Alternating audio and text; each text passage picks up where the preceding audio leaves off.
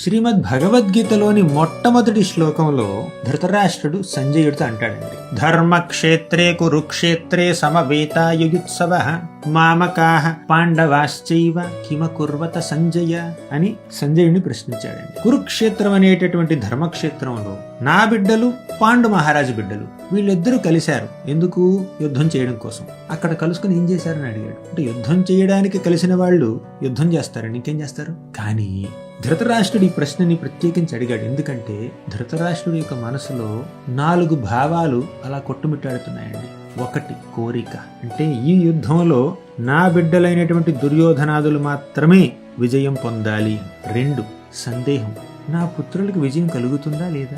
3 భయం కూడా ఉందండి. కురుక్షేత్రం ఒక పుణ్యక్షేత్రం, ఆ పుణ్యక్షేత్రంలో యుద్ధం జరుగుతుంది కాబట్టి నా బిడ్డల్లో ఏమైనా పరివర్తన రావచ్చేమో, యుద్ధం మానేయొచ్చేమో, అలా జరగకూడదు. 4 ఒక ఆశ. ఏమిటి ఆశ? కురుక్షేత్రం అంత గొప్ప ధర్మక్షేత్రంలో పాండవులు యుద్ధం చేయబోతున్నారు, వారి మనసులో యుద్ధం చెయ్యకూడదు అన్న ఆలోచన రావాలి అని ఆశిస్తున్నాడండి. వారు రాజ్యాన్ని విడిచిపెట్టి యుద్ధం లేకుండానే వెళ్ళిపోవాలి అని ఆలోచిస్తున్నాడు ధృతరాష్ట్రుడు. ఇదండి, అందుకే ఈ ప్రశ్న అడిగాడు.